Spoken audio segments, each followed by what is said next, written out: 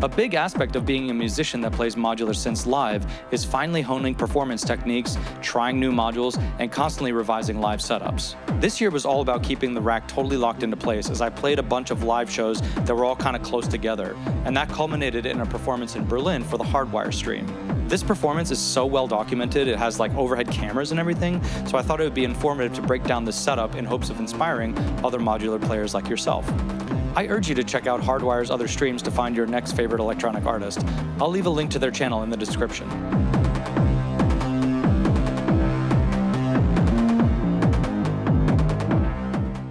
All right, we'll start with the right side of the setup. Basically, everything on the right side is housed in the Unison Performance case from Analog Cases. This honestly was such a game changer for me. I know it's just a case, but it really reduces my setup time down to about 5 minutes or less. The Analog case has this super heavy-duty Velcro, so this stuff is not going anywhere. I mean, I had to fly to Europe with this case, and I was not worried about it at all. On the bottom here, we have the key step where I can input note information. That is going into the OXI One. Basically here, I have 3 voices set up, and then my 4th sequencer is set up as my drum sequencing. Basically, the way it works is I can press the Shift key and then press the C, C sharp, or D to correspond to channels 1, 2, or 3, which correspond to the sequencers on the OXI. From there, the appropriate CV or gate is sent out through the OXI pipe, which is just one HDMI cable, and then that disseminates the appropriate CV and gates to my modular system. In my live performances this year, I've chosen to go into performances without any melodic material at all, so I can come up with melodic phrases on the fly. Basically, I'm using the OXI One as a live looper, so I can capture what I'm playing on the key step into the sequencers, and then the OXI will just infinitely loop that, which frees up my hands to play with the knobs on the modular system. For all the voices, let's say the Vhikk X into the Lacrima, you have these cables coming out of the system that are going into the Zoom.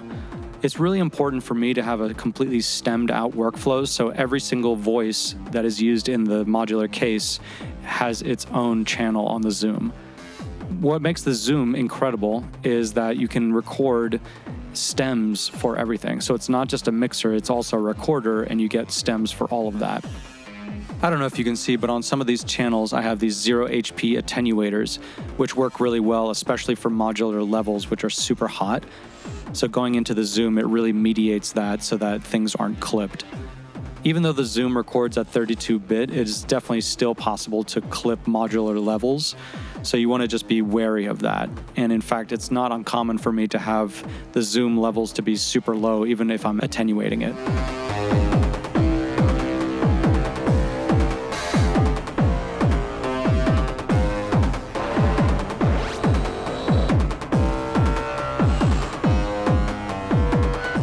All right, now let's get into how the rack itself is configured. Whenever there's a stereo source, I'm just gonna patch one side and we'll know that that's a stereo source just to keep things a little bit cleaner. All right, so starting off the show is the Toros Alia. I have that going into the Ikari filter, but before that, I have both channels. There's an output and a fundamental output that's going into my VCA. So I'm taking the fundamental output and bringing it into the second channel.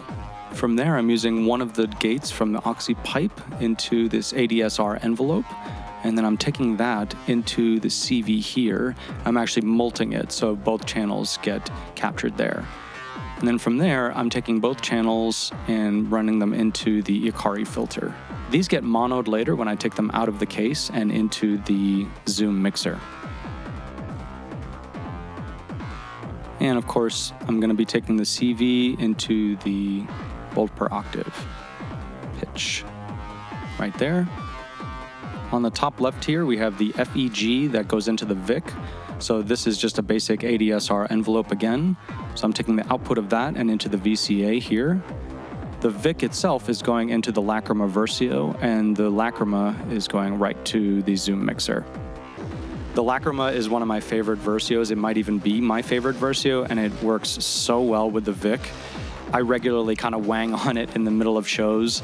It's this screaming filter that just sounds incredible when you pass the Vhikk through it.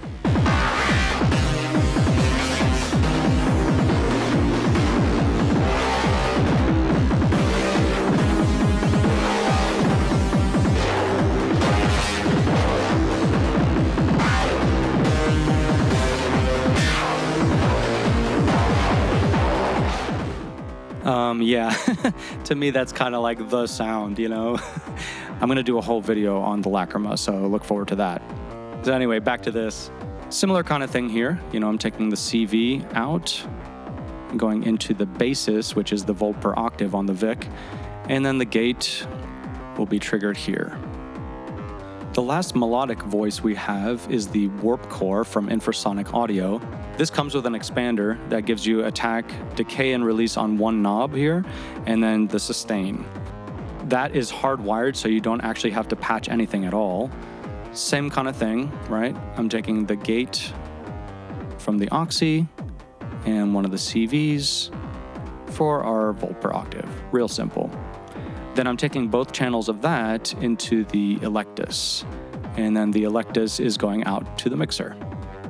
Over here, the Oneroi is our kind of drone breakdown. I'm taking the channels from that into the multi-effects, which is going out into our Zoom mixer. The interesting thing, though, here is I'm using the Catalyst controller to feed 3 of the CV channels. Basically, the multi-effects was functioning as my dedicated beat repeat, which was creating all these like really glitchy effects.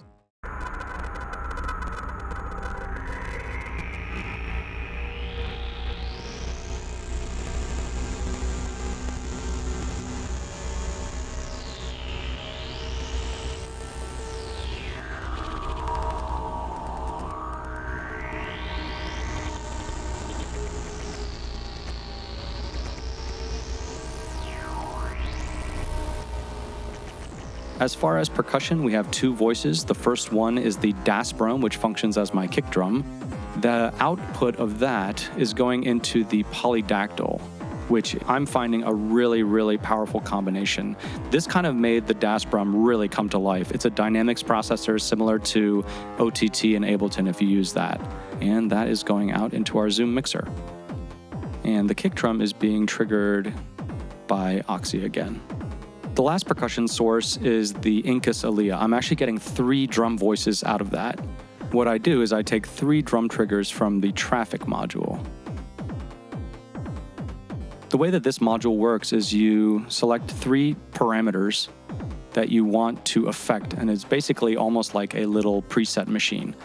So in this case, when you trigger gate 5, 6, or 7, it's going to trigger number 1, 2, or 3 up here, and then send the corresponding positions of the knobs to the voice. There's also a trig sum, which you need to just trigger the voice in general, so that gets hooked up like that. And then that goes out into the Zoom. The last sort of miscellaneous bits of kit that I didn't talk about is the Vhikk manifold filter and the Zadar. For anybody that's watched the channel, Zadar is definitely one of my favorite modulation sources. You basically get all these crazy shapes. There's, I think, 280 of them. And you can use that as looping LFOs out of your system into really any parameter that you want. Sometimes I mult these, so I have the same modulation going to multiple sources. In this case, I don't actually think I used the module at all, which is kind of crazy, but I just kind of wanted fine-tune control over everything. As you see during the performance, I'm kind of really just going super fast, so I like to sometimes not have too much modulation going on so that I can really dial in the exact positions of the knobs that I want. And lastly, the Vhikk manifold filter. I just, for this performance, wanted to use the Ikari, but I had the Vhikk loaded up just in case I wanted a bit of a different vibe. I've been using this filter a lot more these days. It's really awesome. There's a lot of really great stuff on there, and it doesn't just have filters. It has like all these modes, like there's a wave folder on it, there's a resonant comb filter and stuff like that. There's a saturation on there. There's a lot to explore. And lastly, up here, I have 2 quadrats. The way that I use this is I'll use a single knob on here. Perhaps I'll get some modulation from here, and then I will mult out several things to a splitter module, and then I'll be able to like turn up the knob and increase or decrease the modulation. So it's a really great way to have a lot of changes in your system happening at once. It's kind of like a macro controller, basically. Right now, the Catalyst is sort of taking this duty, but attenuators are just great to have in your system no matter what.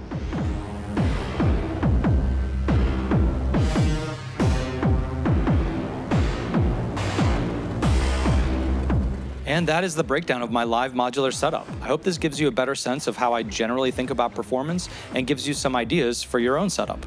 And if you've never played live modular before, maybe this is your year to start exploring. And again, go and check out what Hrdwre is up to on their channel. See you next time.